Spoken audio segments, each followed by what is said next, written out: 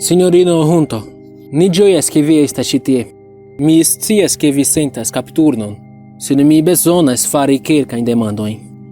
Ĉi tio ne estas mia nomo. Do, kio estas? Heloizo Beckero. Heloizo, ni bezonas paroli kun vi pri via edzo. Mi ne havas edzo. Heloizo, ĉu vi scias kiel vi estas en la hospitalo? Ne, eble mi tro trinkis hieraŭ. Ĉu vi povas diri kiom vi aĝas? Dekok. Heloizo, mi bezonas ke vi provu rememori. Tio estas tre grava. Vi estas 32-jara, edziĝinta. Mi bezonas trovi vian edzon. Mi diris al vi, mi ne havas edzon. Mia kapo doloras. Vi estis en grava aŭtoakcidento. Vidu, ĉu ĉi tio estas ia stranga eksperimento? Ne. Heloizo, vi devas kredi al ni. Vi devas provi rememori. Kion vi volas finfine? Mi estas laca. Via edzo, Carlo Junto, malaperis kun infano. Ni iris al lia domo kaj trovis plurajn ostajn fragmentojn kaj diversajn torturajn aparatojn en la garbejo. Indicoj sugestas ke li estas la viro kiun ni serĉas dum la lastaj 3 jaroj. Mi eĉ ne scias kiu li estas. Ĉu vi povas lasi min ripozi? Mi havas teruran postebrion. Kutime ni lasus, sed ĉi tio urĝas. Tiu infano eble ankoraŭ vivas. Mi neniam edziĝus ĉiuokaze. Iam mi iris al kartolegistino, kaj ŝi diris al mi ke mi estos fama. Multe pli bone ol havi edzon. Ni ankaŭ trovis vian taglibron. Oh, mia Dio, kia embaraso! Vidu, ne diru al Davido ke mi enamiĝis al li, ĉu bone? Ah, mi ne havos problemojn por esti kaptinta tiun vinon, ĉu? Mi nur unufoje ŝtelis, mi ĵuras. Viaj notoj estas el pli lastaj jaroj, Heloizo. Ili montris al ni ke dum vi suspektis pri via edzo, li batadis vin, kaj ke vi ne partoprenis en la murdoj. Bone. Nu, mi estas vere konfuzita. Ĉu mi estas filmata? Ni lasos vin ripozi. Mi esperas ke via memoro ekrevenos. Ni kontrolos vin ĉiuhore. Mi lukse streĉas kiel kato, kaj kaŝiĝas reen en miaj kovrilojn. Carlo estas stultulo. Li vere estas. Mi ĉiam diris al li, mi ne zorgas pri kion vi faras en la garbejo, sed neniam kuraĝu esti malfidela. Feliĉe, mi estas tre organizema. Mi zorge konservas tiujn taglibrajn notojn dum jaroj. Plenigis ilin per sencaĵoj. Ve al mi, Carlo denove foriris. Mi aŭdis bruojn en la garbejo, sed li diras ke li mortigos min se mi iros tien. Ho ve! Fine estas lia kulpo. Mi ne devus fari anoniman vokon kaj veturi al tiu arbo, se li ne estus decidinta ke nokto kun tiu kelerino indas. Ili baldaŭ trovos lin, kun aŭ sen tiu feka infano, kaj mi estos la kompatinda batadita edzino, kun amnezio pro traumato. Eble mi verkos libron pri tio. Mi ĉiam ŝatis la ideon esti verkisto. Kiu pensus ke tiu kartolegistino pravis? Mi ja estos fama, finfine.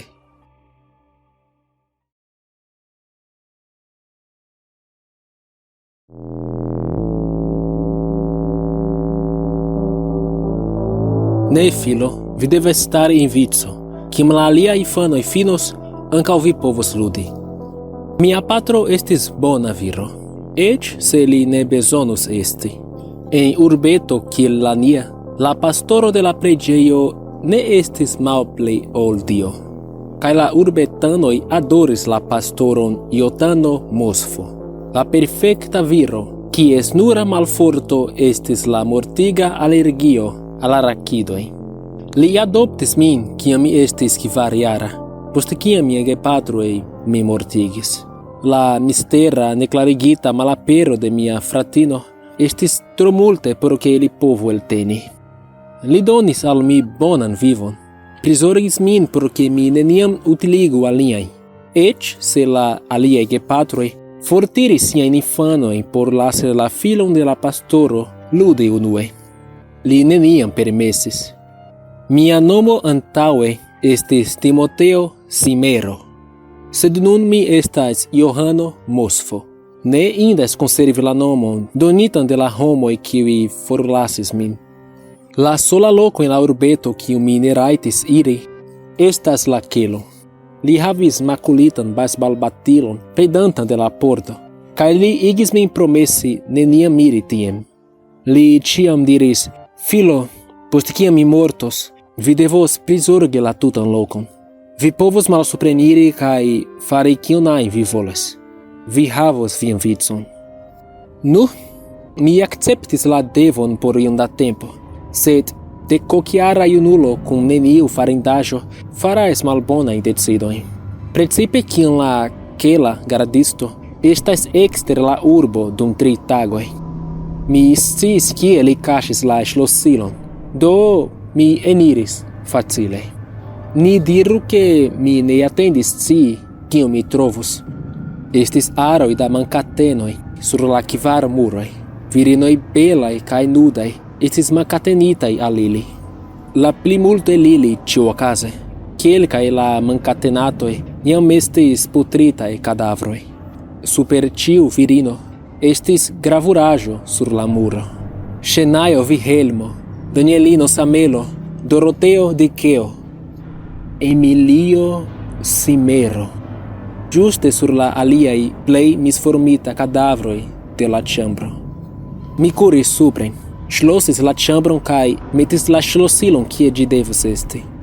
Mi tute ne scias kiel mi elpensis planon, eĉ kiam mia kapo senĉese pulsadis, sed mi sukcesis elpensi unu vere bonan planon. Kiam Paĉjo alvenis hejmen, mi varme bonvenigis lin. Mi faris al ni abundegan tagmanĝon, kokinaĵajn sandviĉojn. Nur kiam li englutis, li rekonis la guston de arakido. Sed jam estis tro malfrue. Anafilaksio, kia vojo por transiri. Post kiam mi kontrolis lian pulson, mi prenis la ŝlosilon kaj reiris laŭ la ŝtuparo. Sed antaŭe mi certigis ke mi unue prenis la sangimakulitan pasbalbatilon. Nun estas mia vico.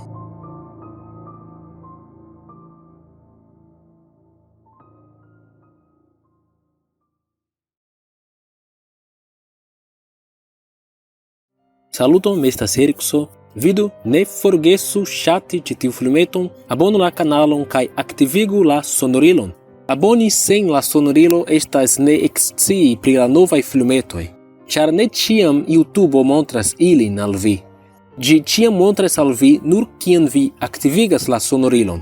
Tiel la filmeto aperos al vi, kaj se vi trovos la titolon interesa, vi simple aŭklakas ĝin kaj aŭskultas novan rakonton. Do aktivigu ĝin, estas tre rapide. Se vi ŝatus subteni la kanalon, vi povas fariĝi patrono kaj ege helpi daŭrigi la filmetojn ĉi tie. Krom havi aliron al ekskluziva enhavo. La ligilo al Patreono estas ĉi sube en la priskribo. Dankegon al la patronoj de la kanalo. Ĝis poste.